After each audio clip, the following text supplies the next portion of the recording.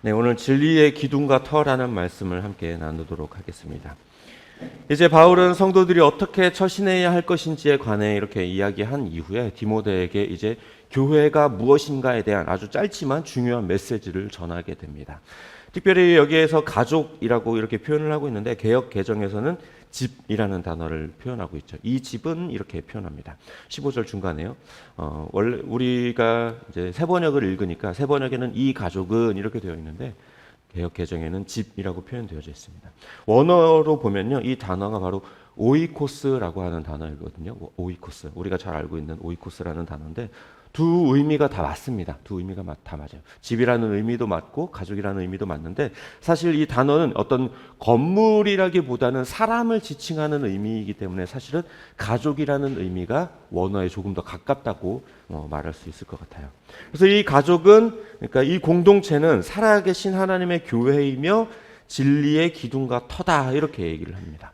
집을 지을 때요, 여러 요소들이 있고 그 모든 존재들이 다 중요하긴 하겠지만 그래도 기본적인 것, 가장 중요한 것을 이야기하자면 어떻게 보면 이 기둥과 터라고 이야기할 수 있습니다. 모든 건축 공사에 있어서 가장 먼저 하는 것은 뭐냐면 터를 다지는 일이에요. 터를 단단하게 다지지 않으면 그 위에 아무리 멋진 것을 올린다고 하더라도 그것은 금방 무너지게 되어져 있죠. 그렇기 때문에 이 터를 단단하고 흔들리지 않게 지어야만 하는 것이죠. 또 기둥이라고 하는 것은요, 아주 튼튼하고 두껍고 튼튼한 것으로 세우지 않으면요, 이 지붕이나 벽체가 설 수가 없어요. 이 기둥을 바로 세워야 벽도 세울 수 있고 그 기둥에 볼을 세울 수도 있고 그 위에 또 기둥을 세울 수도 있는 것이죠. 그만큼 이 기둥이라고 하는 것이 다른 어떤 요소들을 세우는 데 있어서 굉장히 중요한 역할을 한다는 겁니다. 이처럼 이 교회 공동체라고 하는 것은 무엇이냐? 이 진리를 떠받드는 기둥과 터, 다시 말해서 이 기둥을 세워가고 진리를 지켜가고 세워가는 아주 중요한 요소가 바로 이 공동체다라고 이야기를 하는 겁니다. 예수님께서는요, 이 귀한 사명을, 이 진리를 지키는 이 귀한 사명을요, 오직 교회에게만 맡기셨어요. 이 교회가 지켜가는 이 진리는 무엇이냐? 바로 이 경건의 비밀인데, 이 바울이 이야기한 바 그 내용은 예수님이 육신으로 오시고 성령으로 의롭다 인정받고 또 천사들에게 보이시고 만국에 전파되고 세상이 그를 믿고 그리고 영광에 쌓여 들려 올라가게 되었다라고 하는 이 바로 이런 내용입니다. 이 내용을 조금 더 살펴보면요, 이 첫 번째 예수님의 성육신입니다. 육신으로 오셨다. 예수님께서 이 땅에 인간으로 오셨다라는 거죠. 그는 하나님의 본체, 그러니까 하나님과 동등한 분이심에도 불구하고 신존재임에도 불구하고 인간의 육체의 몸을 입고 이 땅에 낮고 낮은 모습으로 오셨다라는 거예요. 예수님께서 육체로 오신 이유는 다름 아닌 우리들의 죄를 대신 짊어지기 위해서입니다. 우리가 복음 강의를 함께 나눌 때 말했던 것처럼 예수님 이 인간의 죄를 대신하기 위해서는 세 가지의 조건이 필요하다라고 이야기를 했죠. 첫 번째는 인간이어야 되고 두 번째로는 죄가 없어야 되는데 인간으로서는 죄가 없는 존재가 없기 때문에 이거는 신은만이 인간이 되어야만 가능하다라는 이야기를 했습니다. 다시 말해서 하나님이면서 인간이면서 죄가 없는 유일한 한 분, 그분이어야만 인간의 죄를 대속할 수 있다, 이런 얘기를 우리가 나눴었죠. 그런 것처럼 이 예수님은 하나님이시면서도 죄가 없는 분이 인간의 육체를 입으셨기 때문에 인간의 죄를 대속할 수 있게 된 것입니다. 즉 다시 말해서 예수님이 인간으로 오신 이유는 인간들의 죄를 대속하기 위한 유일한 하나의 조건을 갖추는 분이기 때문에 어쩔 수 없이 인간의 몸을 입고 오셨다는 겁니다. 두 번째로는요, 예수님은 성령으로 의롭다 인정을 받으셨다라고 이야기를 하고 있습니다. 이게 무슨 의미일까요? 성령으로 의롭다함을 입었다. 영적으로 의롭다라고 인정받았다. 이게 무슨 말인가? 의롭다 인정을 받았다라는 말은 무슨 말이냐면 예수님께서 부활하셨다라는 의미예요. 부활하셨다. 그게 왜 그러냐면 예수님이 많이 부활하지 않으셨다면 어떻게 될까요? 예수님께서 만약에 죽고 부활하지 않으셨다면 이분은 자기 죄 때문에 죽는 그냥 평범한 한 인간에 불과할 거예요. 그러나 그가 부활했다라는 사실은 이 죄에 대한 값으로, 대가로 죽음이 집어삼키게 되는데 예수님은 죄가 없기 때문에 죽음이 이 죄를 예수님을 집어삼킬 수 없었다라는 거죠. 그래서 부활하실 수밖에 없었다라는 거예요. 즉 다시 말해서 예수님께서 부활하셨다라는 것이 죄가 없고 이가 예수님이 의로운 분이라는 것을 증명해낸 사건이 바로 이 부활이라고 하는 것입니다. 그래서 성령으로 의롭다 인정받았다라는 이 말은 예수님이 부활하셨다라는 그 사실을 두고 하는 이야기인 것입니다. 세 번째로 예수님은 천사들에게 보이셨다라고 이야기를 하죠. 이거는요, 예수님이 일반적인 인간이 아니라 그분이 하나님의 아들이시면서 메시아라는 사실을 보여주는 사실이기도 해요. 인간 중에 그 누가 천사들에게 자기를 드러내고 보여줄 수 있겠습니까? 인간은 절대로 할 수가 없죠. 평범한 인간이 아니라 그분이 하나님의 아들이기 때문에 천사들에게 자기를 보여줄 수 있고 드러낼 수 있고 계시할 수 있는 것입니다. 그래서 특별할 것 없는 평범한 그런 인간이 아니셨다라는 것을 이것을 통해 또 보여주고 있는 것이죠. 다문 만국에 전파되셨고 세상이 그를 믿게 되었다라는 것입니다. 예수님의 사역과 그 말씀이 온 세상에 다 전파되게 되었고 많은 사람들이 예수님을 믿게 되었다는 거죠. 그리고 마지막으로 영광에 쌓여 들려 올려 가셨다 이렇게 얘기를 합니다. 즉 승천하셨다라는 거죠. 예수님께서 죽으시고 부활하셨을 뿐만 아니라 그 부활의 몸을 입고 그대로 하늘나라로 승천하여서 하나님 나라의 우편에 앉게 되셨다는 거예요. 하나님께서 그 예수님을 영광 가운데 들려 올리셔서 자기 오른편에 앉히셨다는 거죠. 이 모습을 그 자리에 있었던 제자들도 다 보게 되었습니다.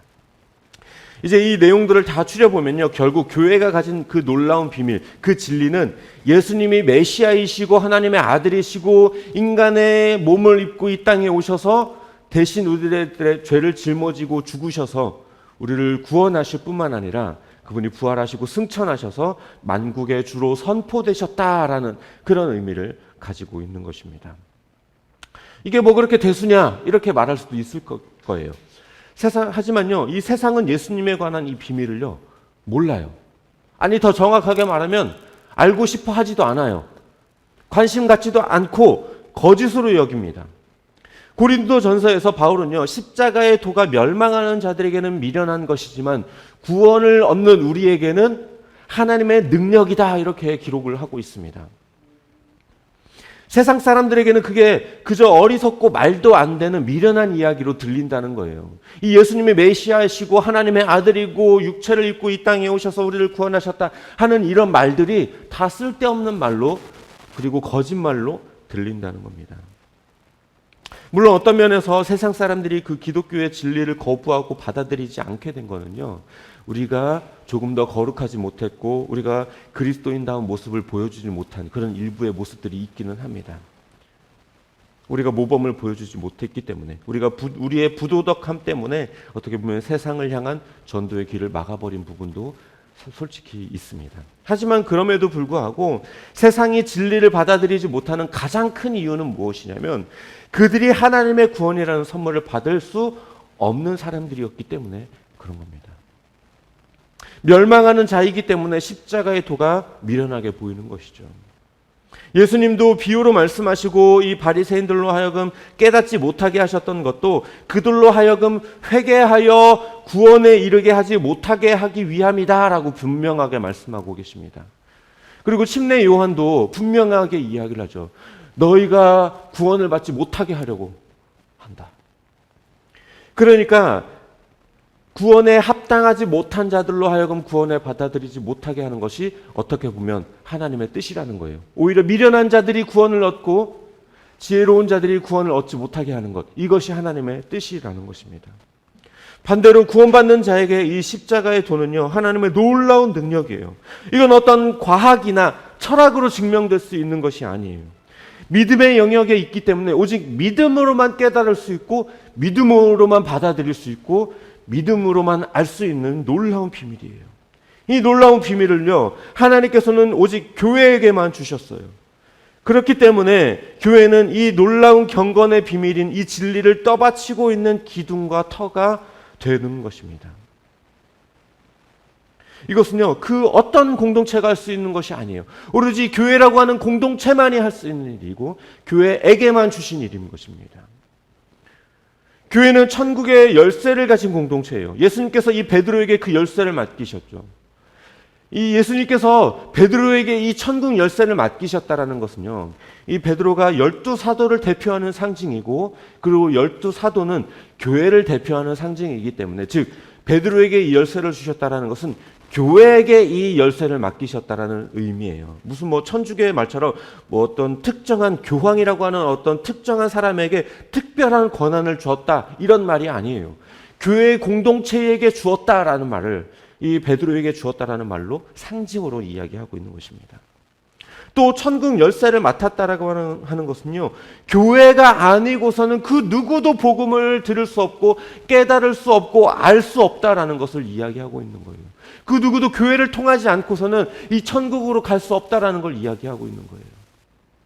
그만큼 이 교회가 이 복음이라고 하는 이 놀라운 비밀을 가지고 있는 그 특별한 권한을 가지고 있다라는 겁니다. 그러니까 오늘 본문에서 하고 있는 이야기하고 전혀 다르지 않은 이야기인 거죠.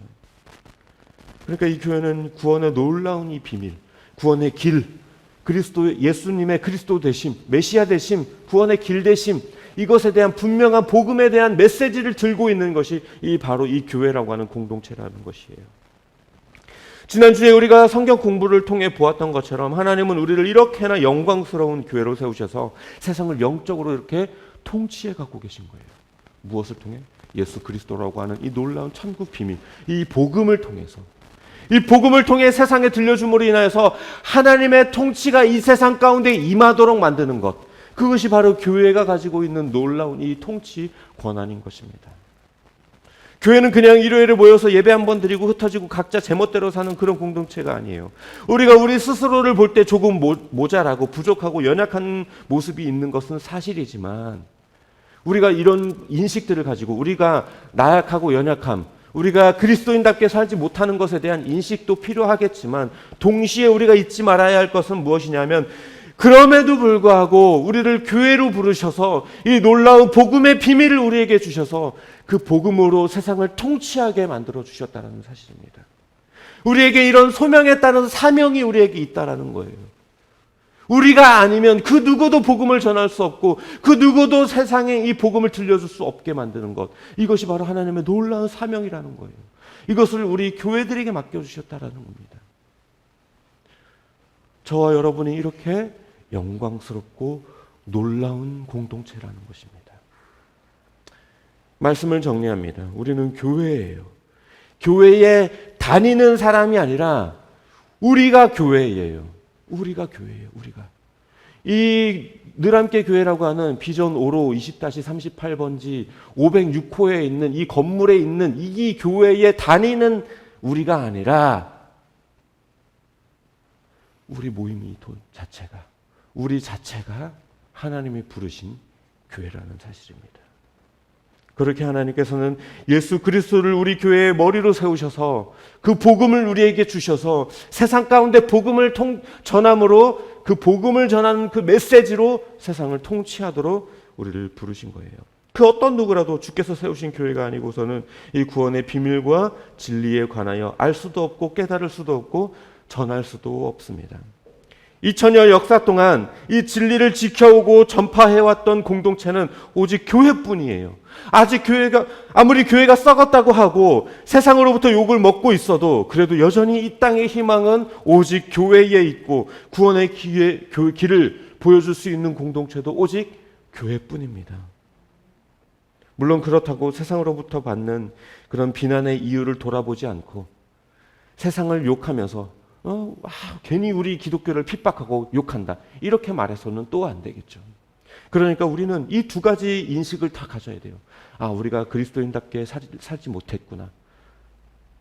우리가 그리스도인답게 살지 못한 것에 대한 안타까움과 하나님에 대한 죄송한 마음과 세상을 향한 미안한 마음을 가지면서, 또 동시에 그럼에도 불구하고 이 세상에게 복음을 전파하고 죽어가는 영혼들을 살릴 수 있는 그 일은 오직 우리밖에 할 수 없다. 그런 사명감을 우리가 가져야 합니다. 교만하지도 말고 자책하지도 말고 우리의 잘못은 돌아보되 그럼에도 진리의 기둥과 터로서 부름받은 공동체라는 그 정체성만큼은 우리가 잊지 말아야 합니다. 바라기는 교회답게, 부르심에 합당하게, 진리의 기둥과 터답게 이 복음의 비밀을 가진 자답게 부르신 그 사명 감당하며 참된 그리스도인으로 살아가는 저와 여러분이 되시기를 주님의 이름으로 축복합니다.